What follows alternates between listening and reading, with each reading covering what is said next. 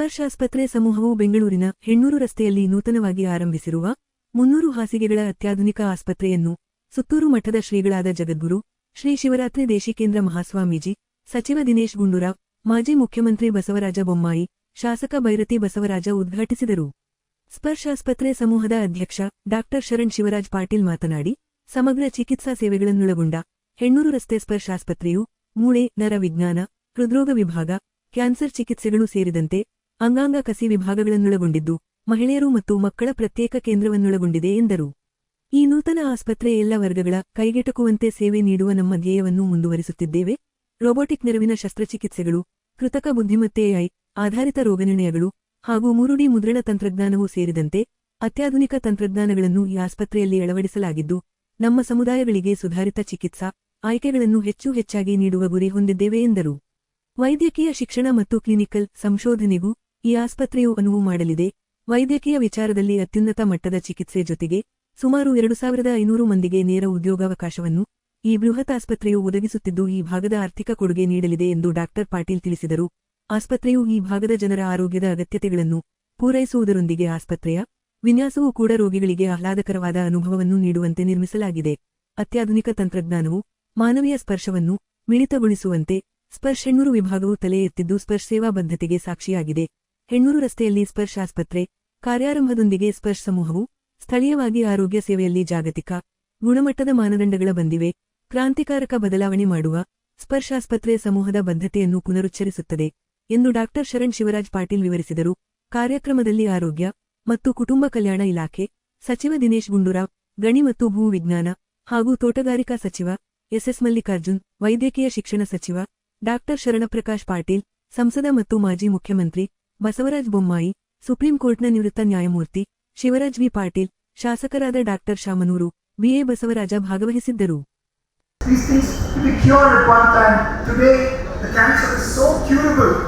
ನಮ್ಮ ಸ್ಪರ್ಶ ಆಸ್ಪತ್ರೆ ಮತ್ತು ಅವರ ಫ್ಯಾಮಿಲಿ ಮೆಂಬರ್ಸ್ನ ಎಲ್ಲ ಸ್ನೇಹಿತರೆ, ಹೆಚ್ಚಿನ ಆಸ್ಪತ್ರೆಗಳನ್ನು ಮಾಡಿ ರೋಗಿಗಳಿಗೆ ಹೆಚ್ಚಿನ ಚಿಕಿತ್ಸೆಯನ್ನು ಕೊಡಲಿ, ದೇವರು ಇನ್ನೂ ಹೆಚ್ಚಿನ ಶಕ್ತಿಯನ್ನು ಕೊಡಲಿ ಭಗವಂತ ಅಂತ ನಾನು ಈ ಸಮಯದಲ್ಲಿ ಹಾರೈಸ್ತೇನೆ. ಮತ್ತು ಮುಖ್ಯವಾಗಿ ಸರ್ಕಾರದ ವತಿಯಿಂದ ನಮ್ಮ ಶರಣ್ ಇದ್ದಾರೆ ಮತ್ತು ದಿನೇಶ್ ಇದ್ದಾರೆ, ಸಾಕಷ್ಟು ಯೋಜನೆಗಳನ್ನ ತಂದಿದ್ದಾರೆ. ಮುಖ್ಯವಾಗಿ ನಮ್ಮ ಸರ್ಕಾರದ ಕೆಲಸ ನಾವು ಮೂಲಭೂತ ಸೌಕರ್ಯವನ್ನು ಒದಗಿಸುವ ಕೆಲಸ, ಅದರಲ್ಲಿ ಮುಖ್ಯವಾಗಿ ಎಜುಕೇಷನ್ ಆಗಿರ್ಬೋದು. ಎಲ್ಲರಿಗೂ a heartful welcome and a good morning to everybody. Actually ಅವರು ನಾನ್ ಪೇಷಂಟ್ ಅಂದರು. ಆ್ಯಕ್ಚುಲಿ ನಾನ್ ಪೇಷಂಟ್ ಅಲ್ಲ, it was a treatment done to my mother in law. Sparsh foundation ಅಂದ ತಕ್ಷಣ it is a zero profitable charity work that they are doing without even collecting a single rupee from us. This operation was done by First Team. Okay. Special thanks to Sharan Patel sir. And even the patient is here. She is able to walk now. It is less than a 1 month's time.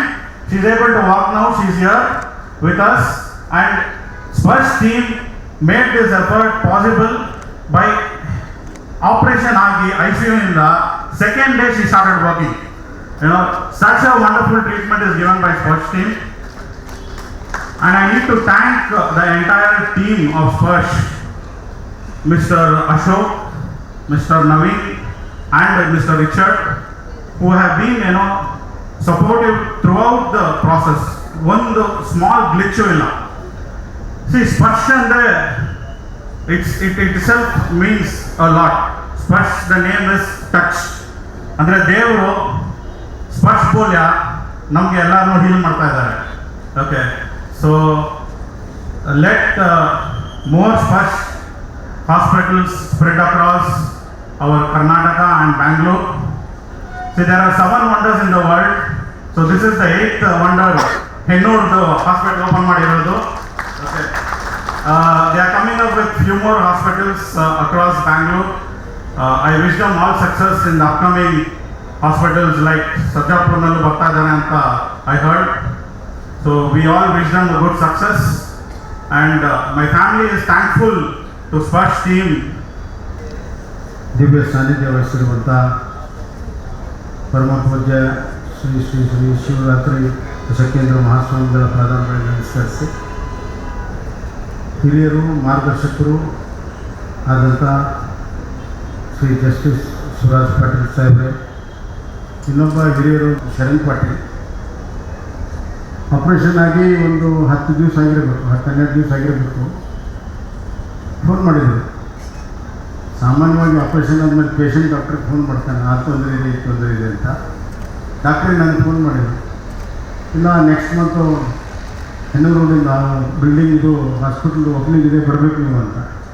ಅವರೇ operation ಮಾಡಿದ್ದಾರೆ, ಅವ್ರ date ಗೊತ್ತು. ಈ pretty well ನೀವು by the time this is opening I be all right ಅಂತ. That is the confidence level hospital ಬಗ್ಗೆ ನಮಗೆಲ್ಲ ಗೊತ್ತಿತ್ತು, ಆದರೆ ಸ್ವಂತ ಅನುಭವ ಇರಲಿಲ್ಲ. ಆದರೆ ಈಗ ನನಗೆ ಸ್ವಂತ ಅನುಭವ ಇದೆ. It is one of the really ಅಲ್ಲಿ ಹೋದರೆ ಹಾಸ್ಪಿಟ್ಲಿಗೆ ಹೋಗಿದ್ದೀವಿ ಅಂತ ಅನಿಸ್ತಾ ಇದೆ. It is really A community in the sense. Doctor Sharan ಕಡೆ ಹೋದರೆ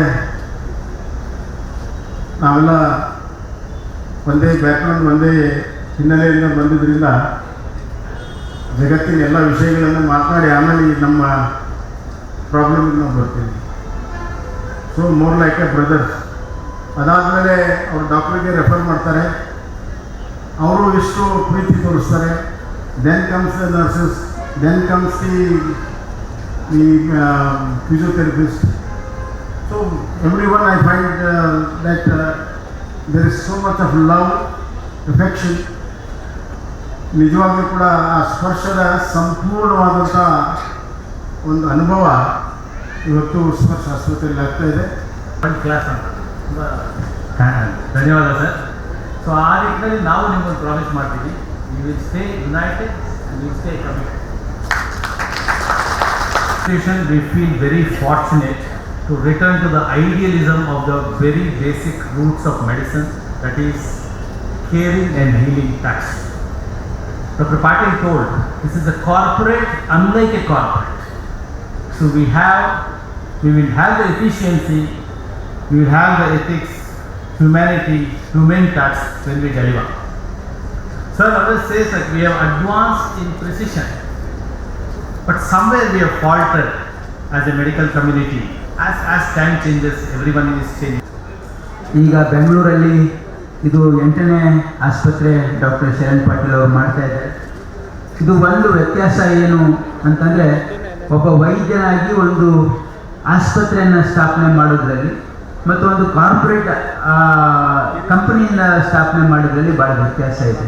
ಯಾಕಂದರೆ ಅದು ವೈದ್ಯರಾದವರಿಗೆ ಅಲ್ಲಿರ್ತಕ್ಕಂಥ ರೋಗಿಗಳ ಜೊತೆ ಸಂಪರ್ಕ ಇರೋದ್ರಿಂದ ಮತ್ತು ಅವರ ಎಕ್ಸ್ಪೀರಿಯನ್ಸಿಂದ ಇವತ್ತು ಅಲ್ಲಿ ಒಂದು ಒಳ್ಳೆಯ ವಾತಾವರಣ ಆಗಲಿಕ್ಕೆ ಸಾಧ್ಯ ಆಗ್ತದೆ. ಯಾಕಂದರೆ ಡಾಕ್ಟರ್ ಶರಣ್ ಅವರು ಹೇಳ್ತಾ ಇದ್ರು, ಏನಂದರೆ ಬೇರೆ ಬೇರೆ ಕಡೆಯಿಂದ ಎಲ್ಲ doctors we were able to mobilise all the good talent.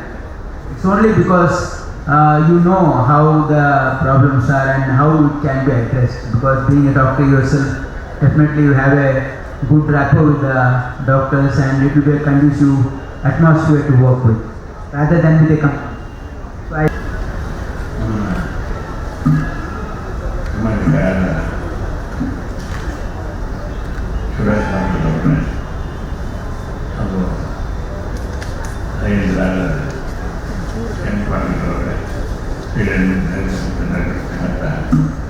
ಇಲ್ಲ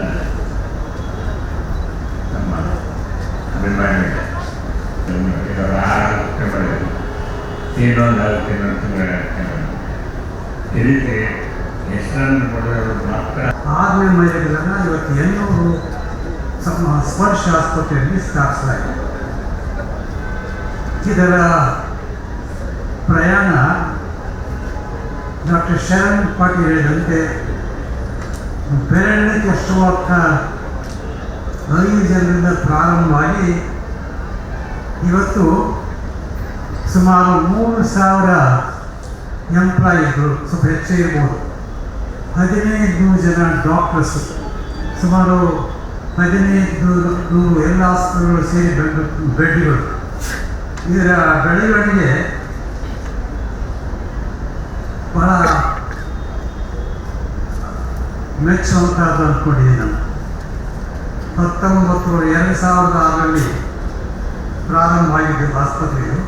ಆಸ್ಪತ್ರೆಯ ಉದ್ಘಾಟನೆ ಸಮಾರಂಭದ ದಿವ್ಯ ಸಾನ್ನಿಧ್ಯವನ್ನು ಪರಮ ಪೂಜ್ಯ ಜಗದ್ಗುರು ಶಿವರಾತ್ರಿ ಮಹಾಸ್ವಾಮಿಗಳೇ ವಹಿಸಿದ್ದಾರೆ.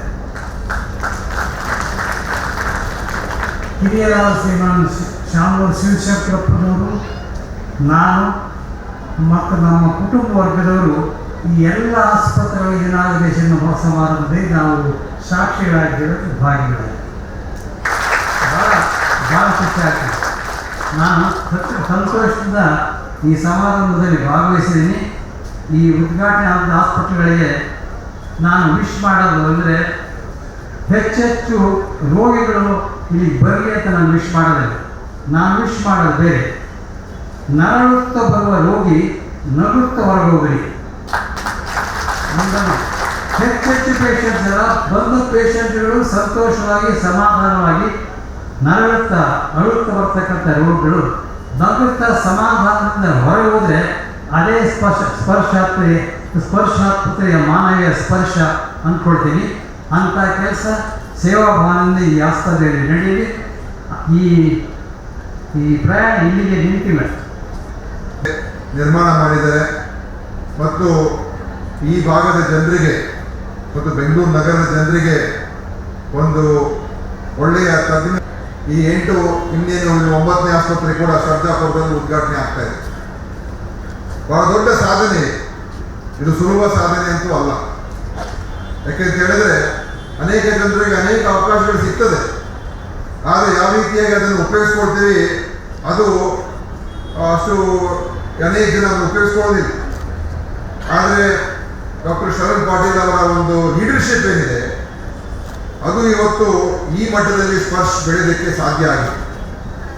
ಅವರು ಕೇವಲ ಒಂದು ಡಾಕ್ಟರ್ ಆಗಿ ಅಂತ ಅಲ್ಲ, ಆಸ್ಪತ್ರೆ ನಿರ್ಮಾಣ ಮಾಡಬೇಕಾದ್ರೆ 108 ಕೆಲಸ ಇರ್ತದೆ. ಜಮೀನು ನೋಡಬೇಕು, ಪರ್ಮಿಷನ್ ತಗೊಳ್ಬೇಕು, ಒಳ್ಳೊಳ್ಳೆ ಜನರನ್ನ ಸೇರಿಸ್ಕೋಬೇಕು, ಹತ್ರ ಅವ್ರನ್ನ ಜೊತೆಲಿ ಬರೋ ಥರ ಅವ್ರಿಗೆ ಇನ್ಸ್ಪೈರ್ ಮಾಡಬೇಕು, ಒಂದು ಕನಸಿರಬೇಕು, ಒಂದು ವಿಷನ್ ಇರಬೇಕು, ಮತ್ತು ಇದೆಲ್ಲವನ್ನು ಕೂಡ ಅನುಷ್ಠಾನ ಮಾಡ್ತಕ್ಕಂಥದ್ದಕ್ಕೆ ಆ ಒಂದು ಕಾರ್ಯಕ್ಷಮತೆ ಇರಬೇಕು, ಆ ಕೇಪಬಿಲಿಟಿ ಇರಬೇಕು. ಅಂದರೆ ಪಾಟೀಲ್ ಅವರ ಧ್ಯೇಯವಾಕ್ಯನೇ ಬೇರೆ ಆಗೋಗ್ತದೆ. ನಾವು ಎಷ್ಟು ಪ್ರಾಫಿಟ್ ಮಾಡಿದ್ದೇವೆ, ಎಷ್ಟು ಸರ್ಜರೀಸ್ ಮಾಡಿದ್ದೇವೆ, ಎಷ್ಟು ಸ್ಕ್ಯಾನ್ಸ್ ಮಾಡಿದ್ದೇವೆ, ಆ ಬಾಟಮ್ ಲೈನನ್ನು ನೋಡೋದಕ್ಕೆ ಹೆಚ್ಚಾಗ್ತದೆ.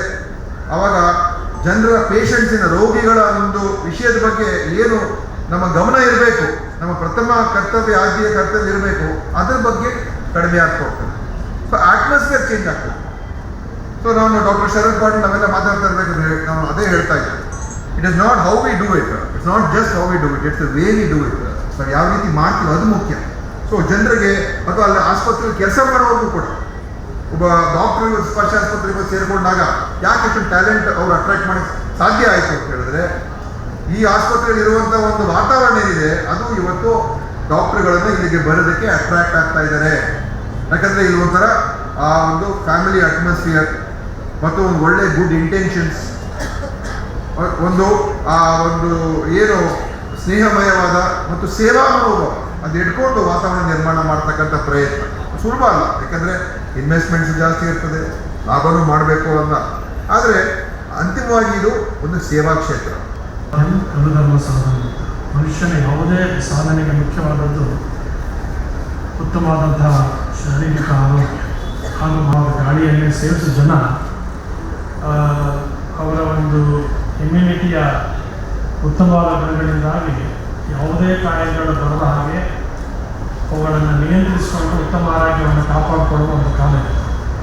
ಆದರೆ ಮನುಷ್ಯನ ಇವತ್ತು ಉಸಿರಾಡೋ ಗಾಳಿ, ಕುಡಿಯುವ ನೀರು, ತಿನ್ನುವ ಆಹಾರ ಎಲ್ಲವೂ ಕೂಡ ಕನಿಷ್ಠ ಬರ್ತಾ ಇರುವಂಥ ದಿನಮಾನದಲ್ಲಿ ಮನುಷ್ಯ ಆರೋಗ್ಯದ ಕಡೆಗೆ ತುಂಬ ಎಚ್ಚರಿಕೆಯಿಂದ ಹೆಜ್ಜೆಯನ್ನು ಇಡಬೇಕಾದಂಥ ಅಗತ್ಯ ಇದೆ. ಅದಕ್ಕಾಗಿ ಇವತ್ತು ಸರ್ಕಾರಿ ವಲಯದಿಂದ, ಖಾಸಗಿ ವಲಯದಿಂದ ಆಸ್ಪತ್ರೆಗಳು ಜನರಿಗೆ ಏನೆಲ್ಲ ಎಷ್ಟೆಲ್ಲ ಸೌಲಭ್ಯಗಳನ್ನು ಒದಗಿಸ್ಕೊಳ್ಳಿಕ್ಕೆ ಸಾಧ್ಯ ಇದೋ ಅದೆಲ್ಲ ಒದಗಿಸಲಿಕ್ಕೆ ಸರ್ವ ರೀತಿಯ ಪ್ರಯತ್ನ ಮಾಡ್ತಾ ಇರ್ತಕ್ಕಂಥದ್ದು ಎಲ್ರಿಗೂ ವೇದ್ಯವಾದಂಥ ಸಂಗತಿ.